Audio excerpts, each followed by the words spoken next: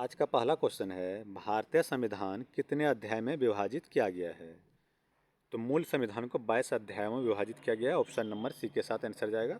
वर्तमान में ये अध्याय आपके 25 हो गए हैं, जिसमें कि आपके ए बी करके जोड़ के आपके 25 हुए हैं, लेकिन आपके मूलतः आपके 22 अध्याय ही हैं, इसको याद रखिएगा। अगला क्वेश्चन है, संविधान के किस भाग में संविधान संशोधन की प्रक्रिया का उल्लेख है। तो संविधान संशोधन की प्रक्रिया का उल्लेख भाग 20 में ऑप्शन नंबर सी के साथ आंसर जाएगा।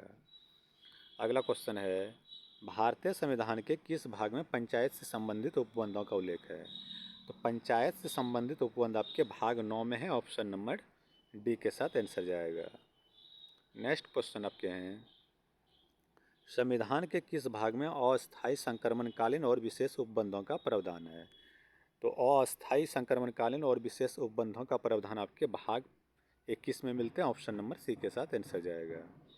नेक्स्ट क्वेश्चन है, हमारे संविधान के किस भाग में 300 पानों में पंचायतें बनाने की परिकल्पना की गई है। तो 300 पानों में पंचायतें बनाने की परिकल्पना की गई है, भाग 9 में सही आंसर होगा ऑप्शन नंबर ए। नेक्स्ट क्वेश्चन आपका है, निम्न में से संविधान का कौन सा भाग नगर पालिकाओं से संबंधित है। तो नगर पालिकाओं से संबंधित आपके भाग 9A हैं, ऑप्शन नंबर डी के साथ आंसर जाएगा।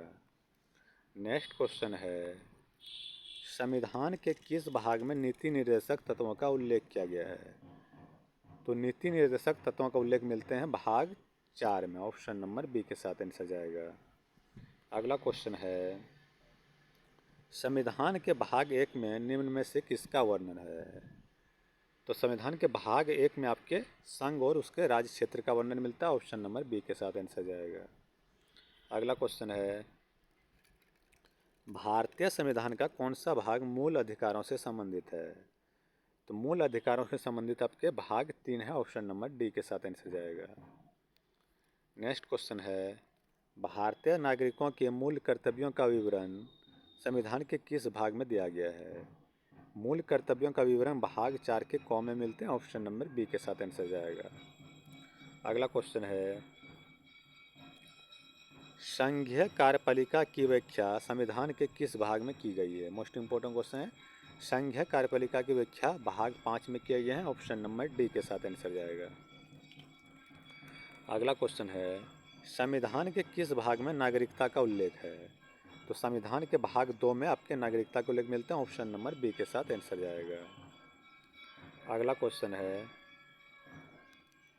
1946 में निर्मित अंतरिम सरकार में कार्यपालिका परिषद के उपसभापति कौन थे। तो अंतरिम सरकार में कार्यपालिका परिषद के उपसभापति थे Pandit Jawaharlal Nehru, option number A के साथ आंसर जाएगा। अगला क्वेश्चन है, भारत के संविधान का प्रारूप तैयार करने वाले संविधान सभा के सदस्यों को चुना गया था। तो संविधान तैयार करने वाले संविधान सभा के सदस्यों को चुना गया था विभिन्न प्रांतों के विधानसभाओं द्वारा, ऑप्शन नंबर सी के साथ आंसर जाएगा। अगला क्वेश्चन है, संविधान सभा के गठन की मांग सर्वप्रथम 1895 में किसके द्वारा प्रस्तुत की गई। तो 1895 में सर्वप्रथम संविधान सभा की मांग की गई थी आपके बाल गंगाधर तिलक द्वारा, ऑप्शन नंबर डी के साथ आंसर जाएगा। अगला क्वेश्चन है, सन 1936 में भारतीय राष्ट्रीय कांग्रेस द्वारा संविधान सभा के गठन की मांग कहाँ पर हुए अधिवेशन में रखी गई। तो 1936 में फैजपुर में हुए अधिवेशन में ये मांग रखी गई थी, ऑप्शन नंबर डी के साथ आंसर जाएगा। अगला क्वेश्चन है, संविधान सभा के लिए चुनाव कब हुए। संविधान सभा के लिए चुनाव संपन्न हुए थे जुलाई 1946 में, ऑप्शन नंबर बी के साथ आंसर जाएगा। ये क्वेश्चन बहुत बार पूछा जाता है, याद रखिएगा। अगला क्वेश्चन है, भारतीय संविधान सभा की स्थापना कब हुई। तो सही उत्तर होगा 9 दिसंबर 1946 को भारतीय संविधान सभा की स्थापना हुई, ऑप्शन नंबर बी के साथ आंसर जाएगा। अगला क्वेश्चन है, जवाहरलाल नेहरू ने भारत की संविधान सभा की किस बैठक में उद्देश्य प्रस्ताव रखा था। तो संविधान सभा के तीसरी बैठक में आपके उद्देश्य प्रस्ताव रखे थे पंडित जवाहरलाल नेहरू ने, ऑप्शन नंबर बी के साथ आंसर जाएगा। पहला बैठक आपके 9 दिसंबर को हुए थे, दूसरे आपके 11 दिसंबर और तीसरा बैठक आपका 13 दिसंबर को हुआ था, जिस दिन आपके उद्देश्य प्रस्ताव रखे गए थे। नेक्स्ट क्वेश्चन आपका है, संपूर्ण भारतीय संविधान के निर्माण में संविधान सभा को कितना समय लगा। तो संविधान सभा को 2 वर्ष 11 माह 18 दिन का समय लगा था संविधान के निर्माण में। ऑप्शन नंबर बी के साथ आंसर जाएगा। अगला क्वेश्चन है, संविधान सभा के कितने उपस्थित सदस्यों ने संविधान पर हस्ताक्षर किया? तो संविधान सभा के कुल 284 सदस्यों ने हस्ताक्षर किए थे। ऑप्शन नंबर बी के साथ आंसर जाएगा।